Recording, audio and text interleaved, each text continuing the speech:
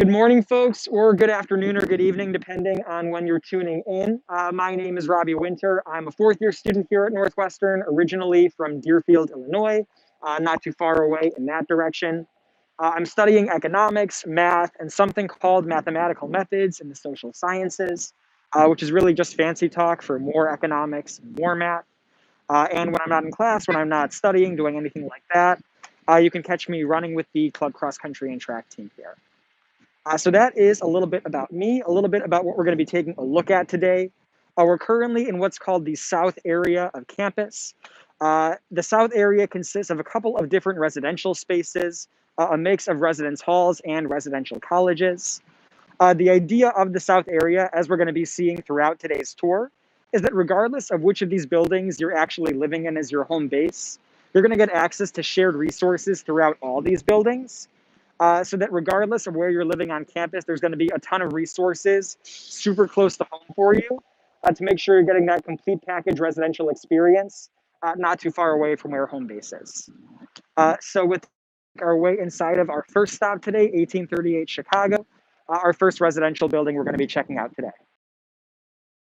All right, so we are inside the main lobby of 1838 right now. You can see right over here is a really cute welcome board. Just as cute over here is one of the main bulletin boards in the lobby here. This stays up to date throughout the year with postings, not only as it has right now about residential building policies related to, to COVID or to safety or things like that, but it also often has postings related to various programs that are happening in the res halls. Those programs are usually put on by a mix of our RAs, which is short for our residential assistants, and the faculty and residents in the area. The residential assistants are awesome resources. Those are current students who live in each and every one of our residential buildings. They're great resources for a number of reasons. They're great just students to get to know, especially during your first year as you're meeting new people. They're super friendly and great friends. They're also great for just sort of building community within your floor of your building. So I've got vivid memories of my first year with my RAs putting on ice cream socials for us to get to know each other. And free ice cream, regardless of whether you're socializing, is awesome, but having good company there too is really great.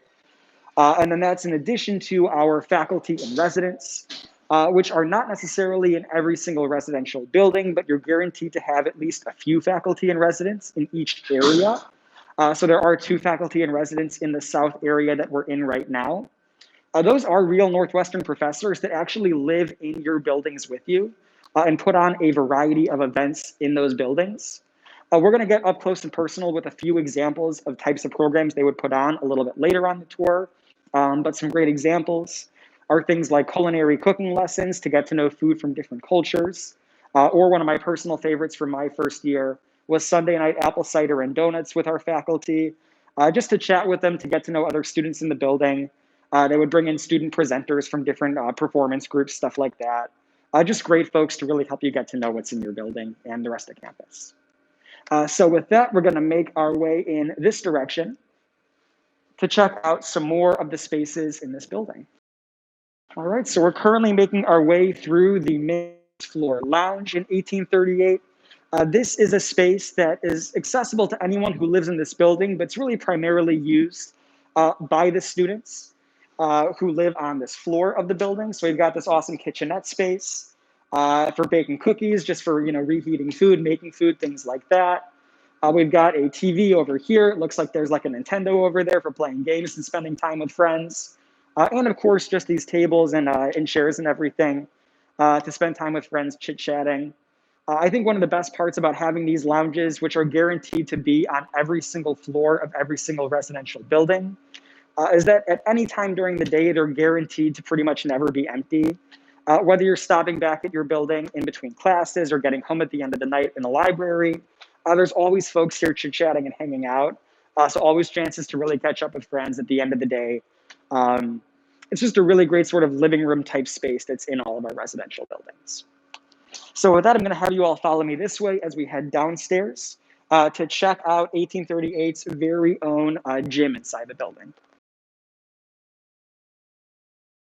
All right, so we're now inside of 1838's very own fitness center. like all of the shared spaces that are available to our students in these residential areas.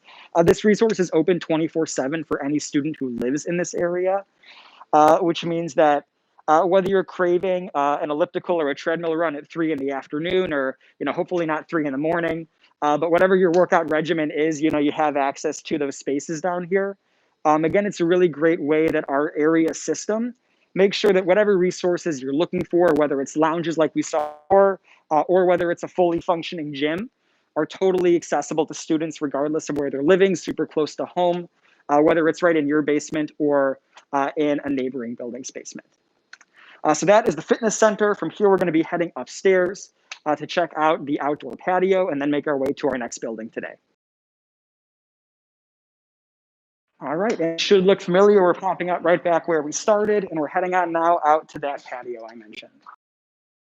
All right, so this is 1838's Back Patio. It's a gorgeous space, especially during the fall and spring quarters. You might not spend as much time out here during the Chicago winters, but it's a great space to get work done or socialize outside and soak in the gorgeous weather we do get here in the fall, spring, and summer. It is also, as we're going to see in a minute, it's right on Sheridan Road, the main road of campus. So throughout the day, you're guaranteed to see friends walking out and about out here. It's a great place to see friends kind of spontaneously throughout the day. And as we'll see in just a couple of seconds, it's also sort of a major juncture on campus. We've got gorgeous views of some major campus landmarks, like Northwestern's Weber Arch, our main gateway to campus, and buildings like University Hall right behind it. So we've got campus at our footsteps, literally 60 seconds in that direction. And then right behind me in this direction, we are equally close to the heart of downtown Evanston. Again, it's really just about a 60-second walk from where we're standing right now, which puts two great resources, our gorgeous campus, and this really isn't all that big, and regardless of where you're living, you're going to have easy access to campus, to downtown, to anywhere else. We do have about 27, I believe, residential options available here. They're totally scattered across campus. So if you're looking to have 60-second access to campus and downtown, the South area is really a great place to live. But if you're looking for access 60 seconds away to some of our larger gym facilities or things like that, plenty of options further down on the north end of campus for you as well. But again, everything is super close together, which means that regardless of where you live, all these resources are really easy to access. So from here, we're going to make our way to the next building we're going to check out in the South neighborhood. That is Allison Hall right over here. Allison, again, as we're going to see, has a ton of shared resources for students. So we'll take a look at the Allison Dining Commons. We'll take a look at some more of Allison's shared spaces. So I'll have you all follow me this way for that. All right, so we are right next to Allison Hall, and right down here is the Allison Dining Commons. This is one of several dining commons areas that we have across campus. All of our dining halls are actually located inside of residential buildings, and our students get access to every single dining hall, regardless of the building they live in. But we do like to think of Allison as sort of the home dining hall for students that live in the South area, meaning that, firstly, it's super close to home, so breakfast and dinner, when you're likely to be more, around your building, this is super accessible.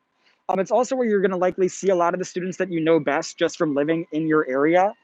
And again, it's super nice that it's just so accessible. It's either right in your basement if you live in Allison, or it's again like a 60-second walk away from the other buildings in this area, which once again makes that sort of complete living experience. So regardless, again, of where you're living, one of the great things about this area system is that you'll have all those sort of home-based resources, whether it's things like studying, whether it's things like socializing, whether it is working out, or whether it's just, eating a couple of meals. All those resources are super accessible across the various buildings inside of any given area.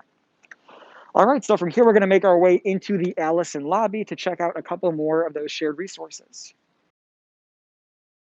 All right, so we are entering the main lobby of Allison right now, both in this building and in the South area in general. One of the greatest hits of this board, though, are the folks that you'll see on it. These are a mix of our South area leadership team and our graduate assistants working in this building. These are the folks that are really putting together a ton of the programming you'll get access to in this building. That leadership team, again, consists of the residential director in this building and those faculty and residents that I mentioned earlier that are putting on all sorts of programming for our students in here. Again, this resource really highlights that regardless of which building you're living in this area, those faculty and residents, those residence directors are serving all of our students in this area, making sure that that residential experience is super comprehensive, and it's giving you access to faculty regardless of the building that you live in to really get to know. All right, and so you can see down this way, we've got another common space that's exclusive to the students that live in Allison. But from here, we're gonna make our way back outside to check out our final major pit stop for today. All right, folks, we're coming up now on the third and final building we're gonna be checking out in the south area today. This is Shepard Hall. One of the first things we're gonna be seeing in Shepard is the security desk up front, which is a huge testament to student safety on campus.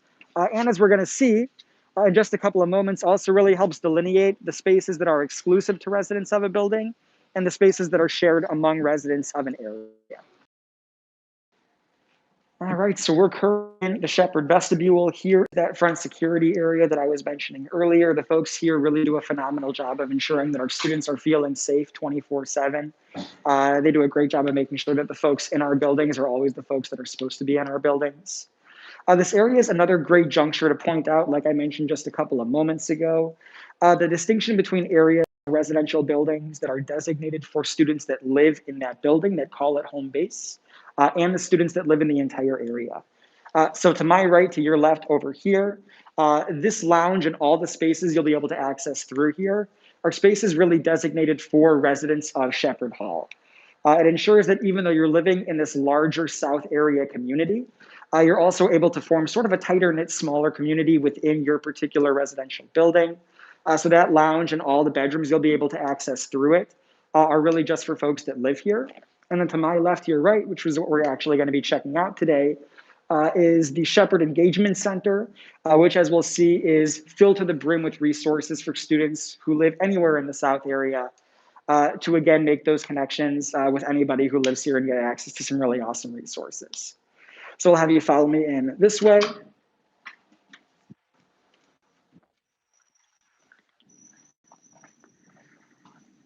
All right, and we're coming up on one of the main lounges in the engagement center. This is a really sort of multi-purpose space. It's got spaces to do coffee chats and just socialize with friends, to do work as well. This is really a great space, we say, to see and be seen. Folks are always kind of bustling about the area, and you also have great views outside of folks making their way into the Allison Dining Commons. So it's a great space to sort of spontaneously end up seeing friends walking around and give them a holler to come on inside and say hi. So it's a great space to get some stuff done, to get your work done, but also to have those kind of surprise social encounters that really can brighten your day, to see a friend who you didn't really plan on seeing. I'll have you follow me a little bit further in this way.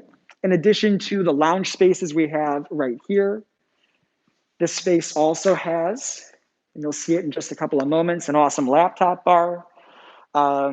Again, to get work done in a slightly more structured and productive space, but again, to still be in this larger general area and to have all these students about, so that you're able to be productive, but also really get to see friends out of the corner of your eye at the same time. Plenty of workspace and break space in this area. And from here, we're going to make our way downstairs to check out a bunch more of the resources that the Shepard Engagement Center has to offer. All right, so back this way, we have a mix of sort of smaller lounge spaces and actually, here's the kicker, classrooms and seminar rooms right here inside the building that you're living in. That's right, you can actually take classes in your basement or in your neighbor's basement here at Northwestern, which on the one hand can really cut down on commute time. And it can also really mean that you're getting to know professors and other students in your building in a really sort of intimate, homely environment. Those classes tend to be really on the smaller side, 10 to 15 students maybe, even during your first year living in a building like this, which really enhances the sort of community that you end up building. Those often are language classes, literature classes, things like that. We're going to make our way further this way. And coming up on my right, your left, is one of my favorite, and I think one of the most unique and special spaces we have here. It's a meditation and prayer room. So I'll show you inside really quickly. We've got shoe covers in the wall right here, and a really sort of quiet and intimate space for folks to practice their faith or just to take time to meditate. It's a great space to center yourself, to take a break from the hustle and bustle of daily life. And again, really, really nice that a space like this is built into your building, or if not your building, another building in your area. So that is our meditation space. We're going to head back out this way.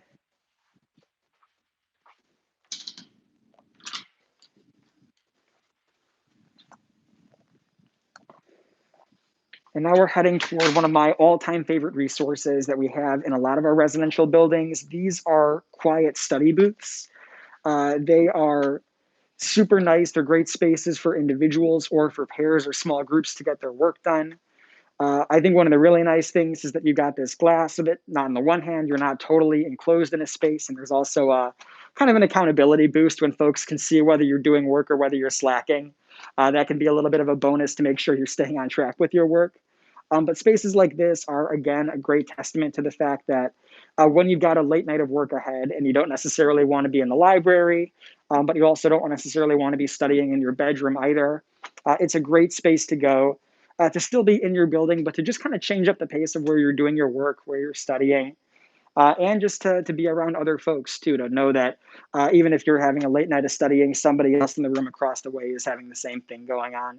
It just really kind of builds that community in your space and gives you more places to do your work. So we're going to head in a little bit further this way. And we're currently in, and I got the great resources down here, just don't stop. We're currently inside of Shepard's demonstration kitchen. It doesn't get nicer than this in terms of kitchen resources you could get access to. This is a great place to do your own cooking, but even better, we actually have cooking lessons that will happen down here. Some of those are a little bit more informal. So you'll remember a little bit earlier, I talked about our faculty and residents. Those are real life professors living in your buildings with you that just love to get to know you. One of our faculty and residents in the South area actually puts on cooking lessons down here. Her last name, I think, is Cook, so it's Cooking with Cook, which is adorable. But it's a great chance to, on the one hand, just improve your cooking skills, which as you get to college tends to be a little bit more important. Make sure you're not just making ramen all the time. But it's also a great space to learn about food of different cultures.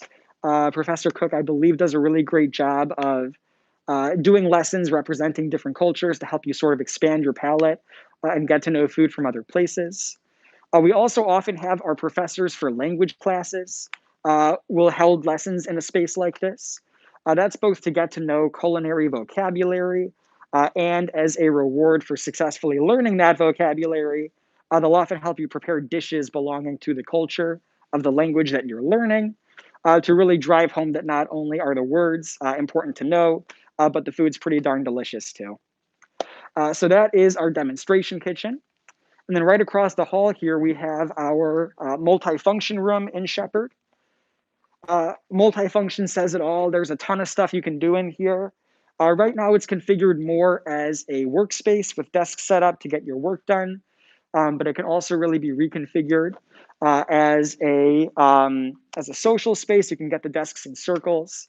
And one of the niftiest things about this is that this entire glass wall here is actually movable, and you can end up taking the whole thing down, which ends up combining these two spaces. So you get a space as massive as this one combined with a space as nice and massive as our demo kitchen. It really means that this space can be used for a ton of different things. Again, whether it's using them as separate spaces, doing studying, socializing, cooking, or as one massive combined space for birthday parties, get to know you activities, mixers, stuff like that.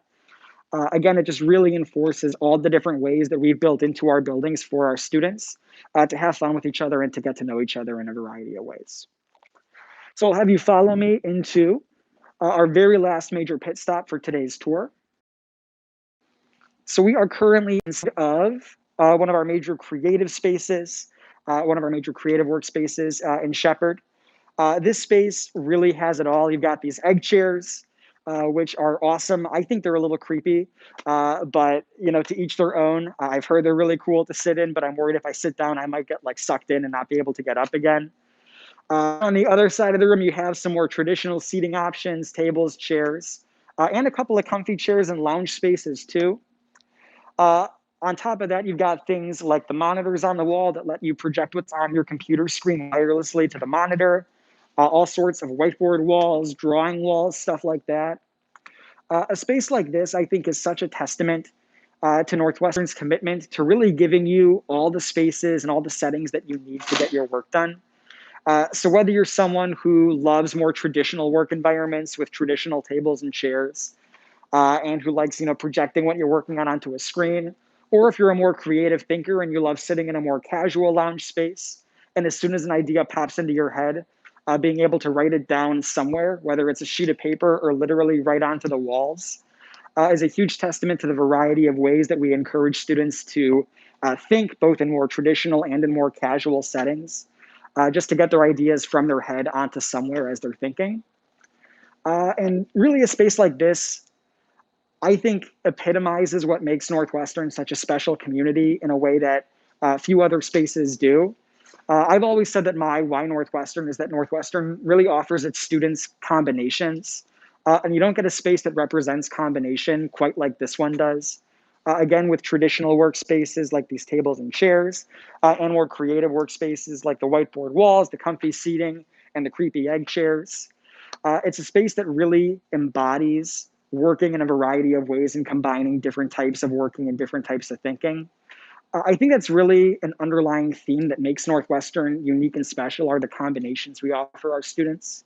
I remember as I was looking at colleges for the first time a couple of years back, combinations that Northwestern had that really excited me were things like the rigorous academics and the opportunity to really push myself and to learn new things, but to do so in a really collaborative, supportive environment with supportive professors and students who love to work together. That was a combination that was really important to me. I wanted access to a tight-knit college town and to a big city. And with the Evanston, Chicago 1-2 punch, it doesn't really get much better in terms of having access to all those different types of spaces.